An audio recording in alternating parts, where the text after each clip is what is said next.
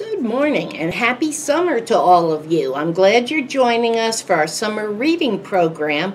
I'm really excited about it. And I'm excited because it deals with this year something that I find fascinating, and I'll bet that you do too. It's the world of magical creatures and wizards and fairies and gnomes and things that are a lot of fun to know about. I'm sure you probably remember your favorite fairy tale from when you were a child and having it read to you and you thinking, how did that happen? How did the slipper fit Cinderella? Fascinating stuff. Well, I decided since this week, and they're doing this all over the country, every library is following Imagine Your Story. That's the name of this year's summer reading. The first week is fairy tales. And when I got to thinking about fairy tales, I got to thinking about fairies.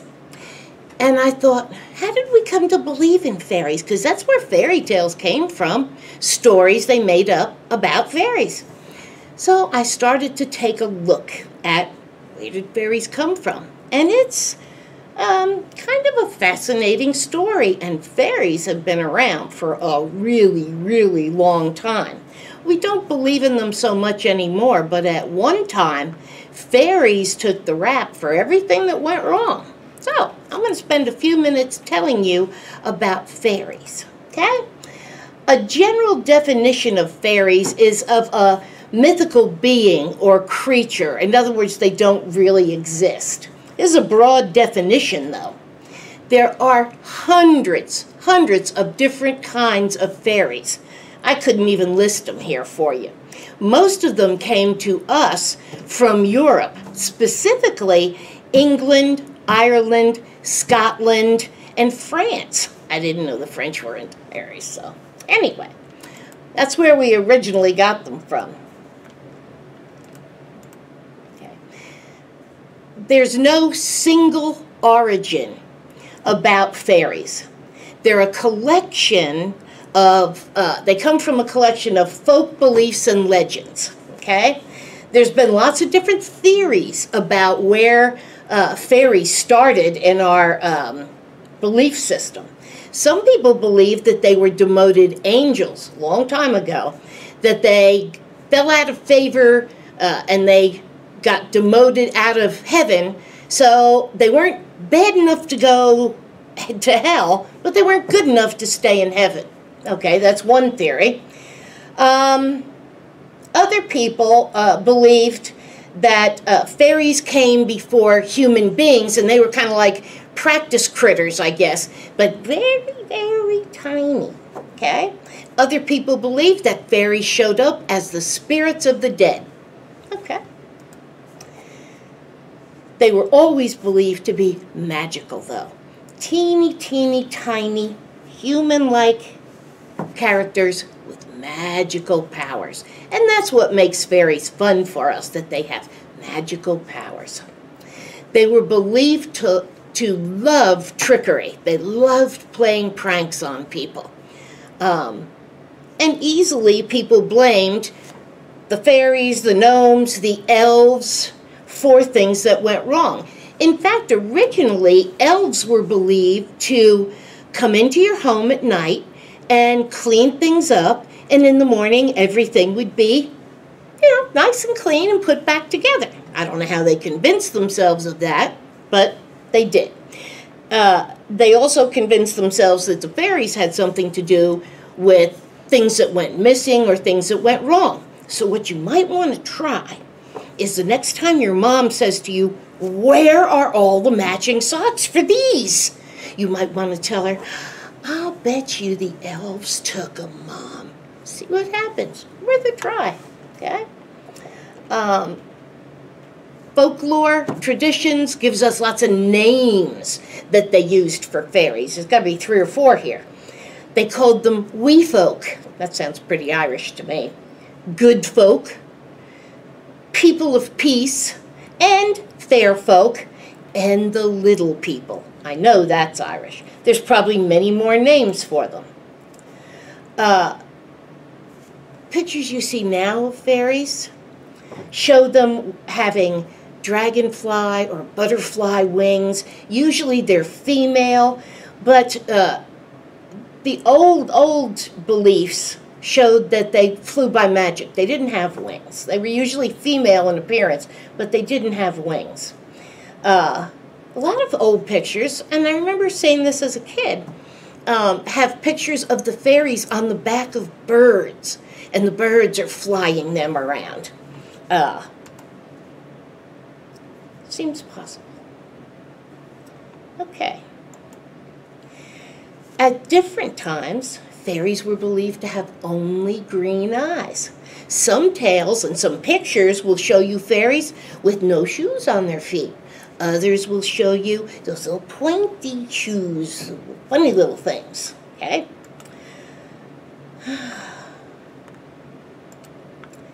There's lots of reasons why some people believed in fairies.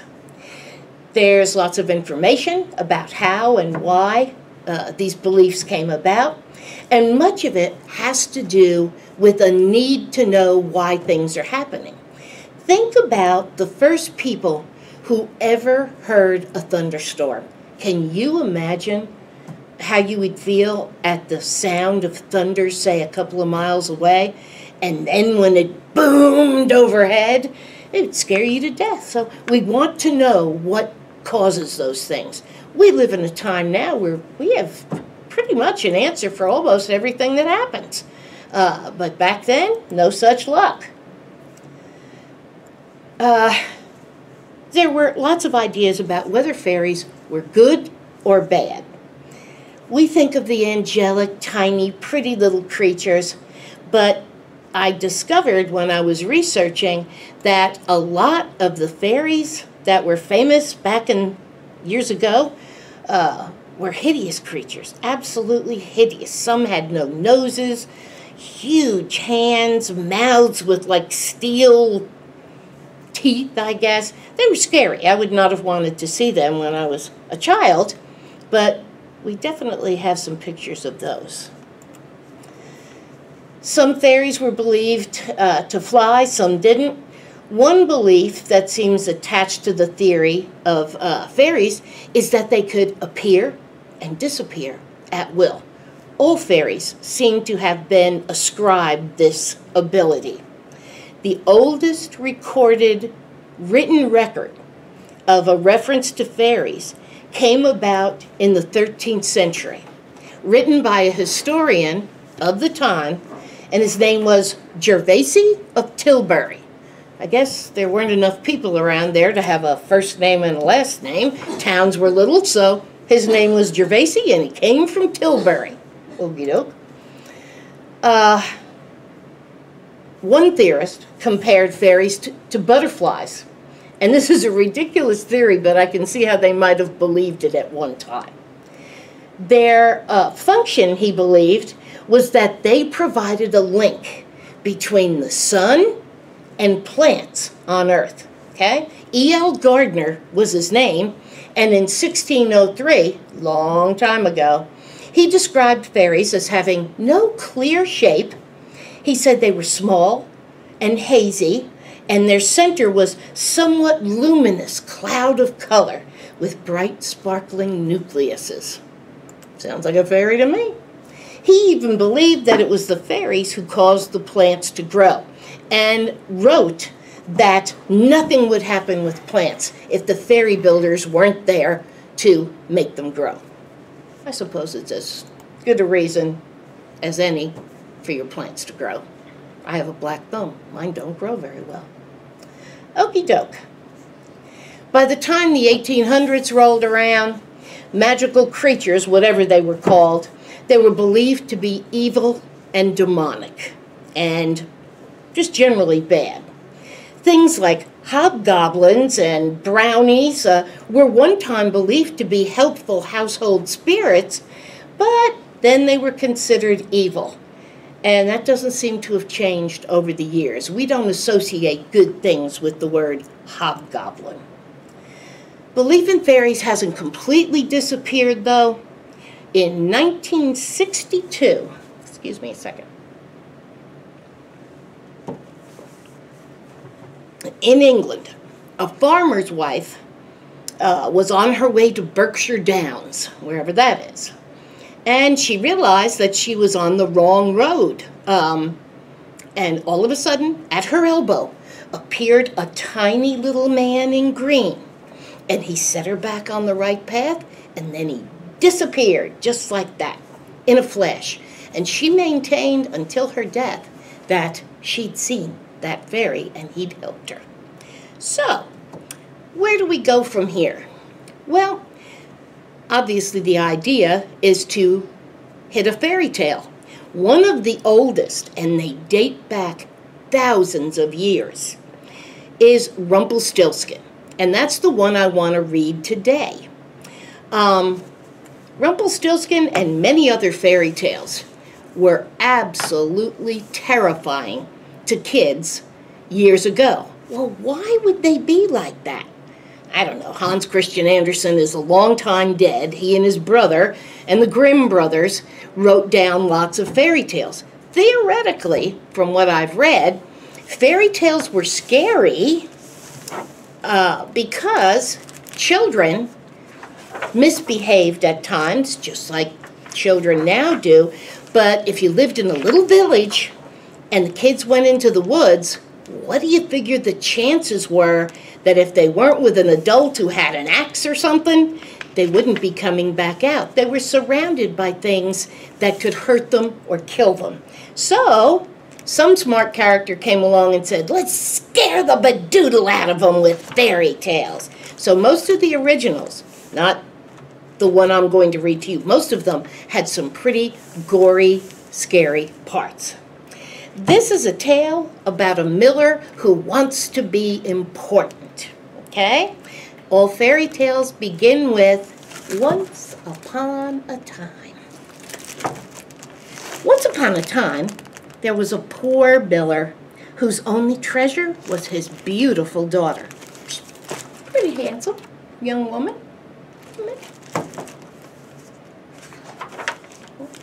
Now it happened that the miller had to go on an errand to the king. The miller wanted to make himself appear important, so he said, I have a daughter who can spin straw into gold.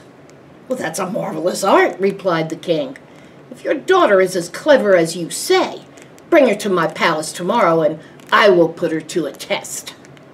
When the king said that, the miller regretted his boast, but he knew he had to obey the king's command. Here he is, bragging to the king. That doesn't always end well. Okay. As soon as the miller's daughter arrived at the palace, the king took her into a room that was full of straw. He gave her a spinning wheel and some bobbins and said, now set to work. And if by dawn tomorrow you have not spun the straw into gold, you must die. He locked the door and left the miller's daughter alone in the room. There she sat, for she had no idea how straw could be spun into gold. As the hours passed, she grew more and more frightened, and at last she began to weep.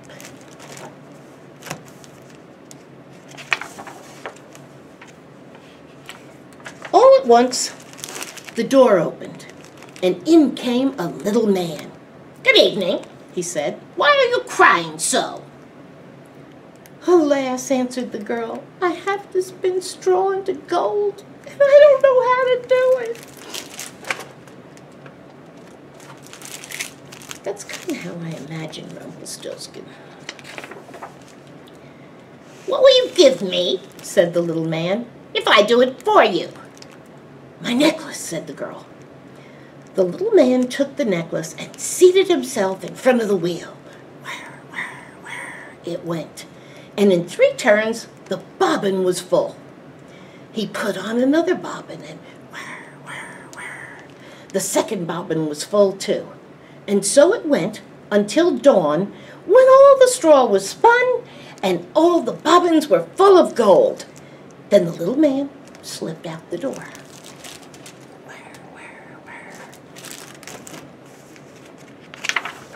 What luck!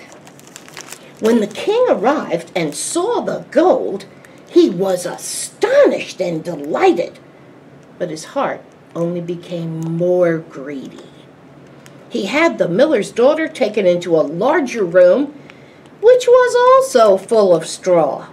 "If you value your life," he said, "you must spin this straw into gold by dawn tomorrow." Wow, bigger room. Not a nice guy.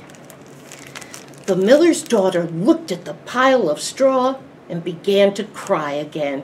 Just then, the door opened and the little man appeared again. "What will you give me," said the little man, "if I spin this straw into gold for you?" "The ring on my finger," answered the girl. The little man took the ring and began to turn the wheel again. Whir, whir, whir. By next morning he had spun all the straw into glittering gold.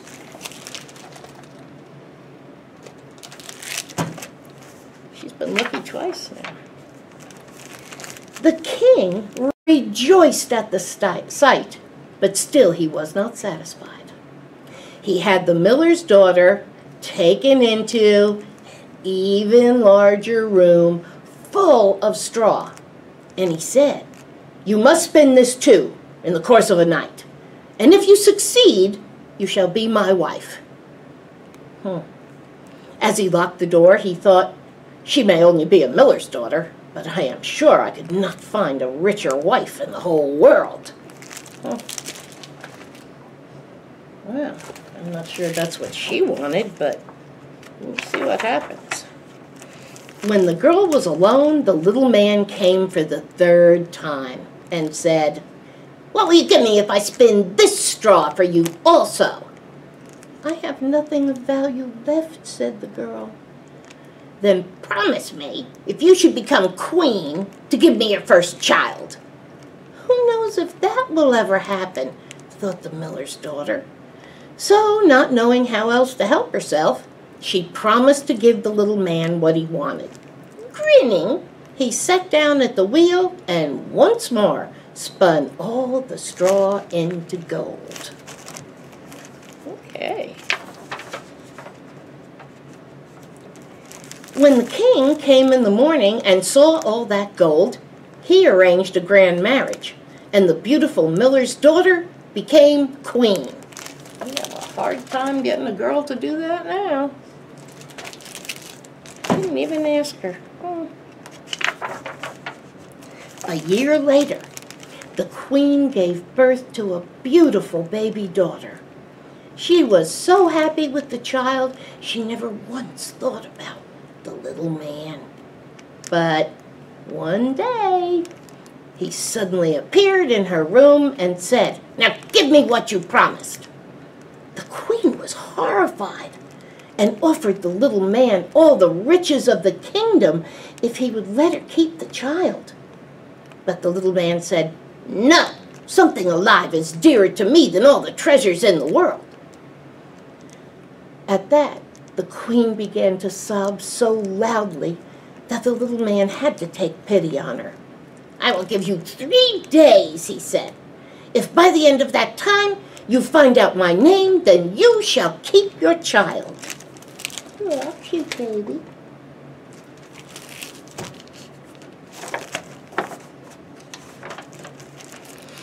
The queen stayed up the whole night, thinking of all the names she had ever heard, and she sent a messenger out to search far and wide for other names. When the little man came to the palace the next day, the queen began with Gaspar, Melchior, Balthazar, and then said all the names she knew, one right after the other. But to each one the little man said, "That is not my name." On the second day, the queen learned the names of everyone living near the palace. When the little man came again, she selected the most unusual ones. "Perhaps your name is Short Ribs," she said, or Sheepshanks, or Lace Leg? But the little man always answered, "That is not my name." Lace Leg?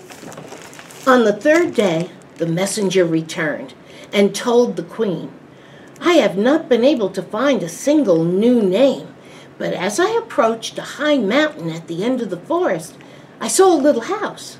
Before the house, a fire was burning, and round about the fire, a little man was jumping. He hopped first on one leg and then on the other and shouted, 'Today I brew, tomorrow I bake. The next day the young queen's child I'll take. Soon far and wide will spread the fame that Rumpelstiltskin is my name.'" Oh, he's having a high old time. He doesn't know the messenger song. How glad the queen was when she heard the messenger's story. She repeated the name, Rumpelstiltskin, Rumpelstiltskin, over and over. Soon afterward, the little man came in and asked, "Now, queen, what is my name?" At first she said, "Is it Conrad?" "No." "Is it Harry?" "No." "Then perhaps your name is Rumpelstiltskin." "The devil told you that, the devil told you that," cried the little man.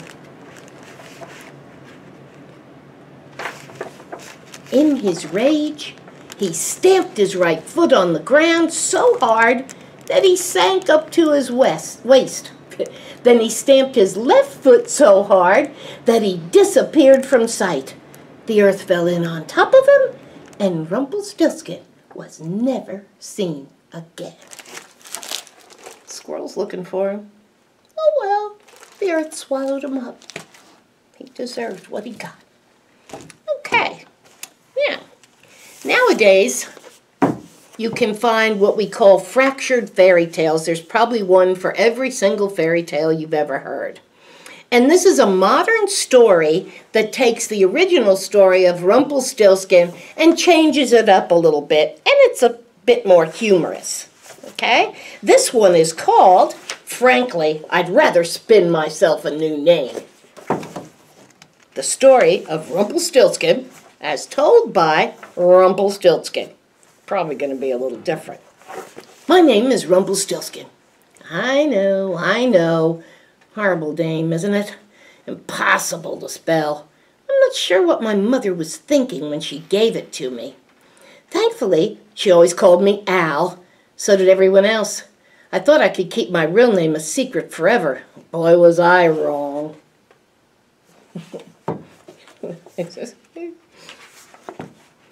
Let me start at the beginning. I'm a traveling gold spinner. I go door to door all around the kingdom and I spin straw into gold. It's not hard, really. All it takes is a bit of science and a lot of practice. People pay me oodles of cash. Everyone loves gold. One day, as I was passing by the king's castle, I heard someone crying. I poked my head through an open window. Inside, on a pile of straw, sat a young maiden. "What's wrong?" I asked. "The king ordered me to spin the straw into gold," she wailed. "If I don't, I'll die." "You're in luck," I said. "I know how, but my skill has a price." "I can pay you with my necklace," the maiden said. I would have rather had cash, but I accepted. While I worked, the maiden told me this long story about her father.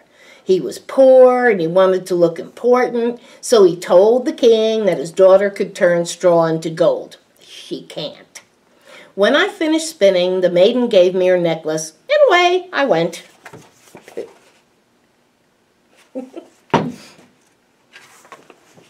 The next day, I heard sobbing again. It was the same maiden. This time, however, she was in a much bigger straw-filled room. "The king was ever so pleased with the gold," she said, "but now he wants even more. And if I don't spin all of this—" "Okay, I said. "What will you give me if I help you?" "I can pay you with my ring," she said. So I spun the straw into gold, took the ring, and went home. You know, she never has a name in here. The following afternoon, I heard the maiden weeping again. She sat in an enormous room, packed wall to wall, floor to ceiling, with straw. The king would marry her, she explained, if she spun all the straw into gold. I beg you to help me, dear sir, she said. I want to be queen, but I've got nothing left to give you. Pretty big room, lots of straw. That's when I got to thinking. I'd always wanted kids, but I didn't have a girlfriend or a wife. I traveled too much. Plus, I'd have to put my real name on a marriage license, and I didn't want to do that. You can pay me later, I told the maiden.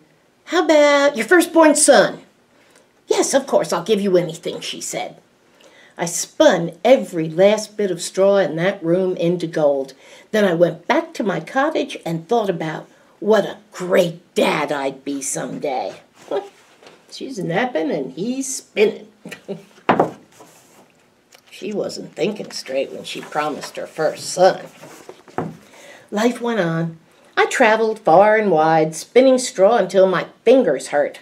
About a year later, I returned home. Newspapers had piled up on my doorstep. Right on top was a picture of a maiden, now the queen, holding a super cute baby. Woohoo! I cried. Time to collect my payment. Newspapers on the porch. The king and queen with baby. Tiny. The queen looked surprised to see me. What was your name again? She asked. I ignored the question and asked for the baby. Certainly not, she said. I reminded her of her promise.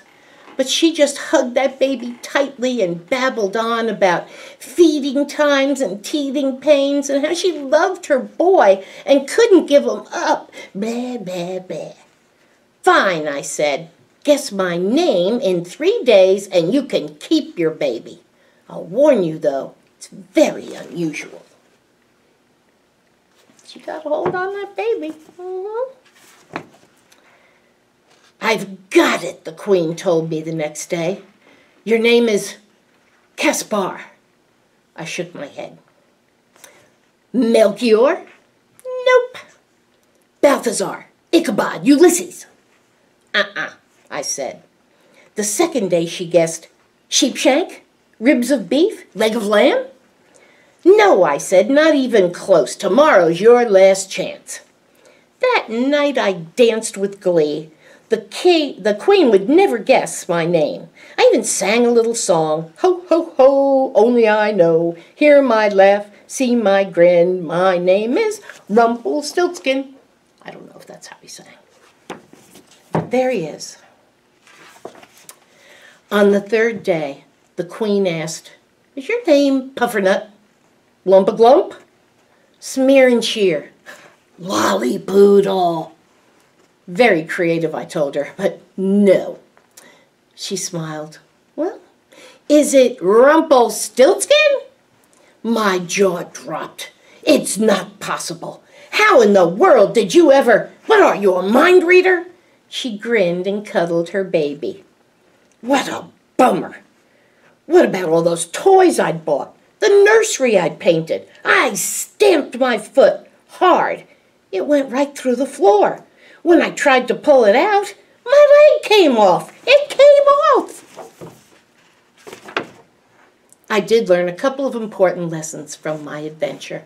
Get paid right away and only take cash. The worst part? Now everyone calls me Rumpelstiltskin instead of Al. My secret's out, and I can't fit my name on my business cards. Although I guess it's still better to be called Rumpelstiltskin than Lollypoodle, right? And that is a fractured fairy tale. Similar story with a few quirks. Okay, I hope you enjoyed learning a little about fairies and reading Rumpelstiltskin with me, and the new Rumpelstiltskin that's a little bit different. Until we see you next time, have a good time, behave yourselves. Bye-bye.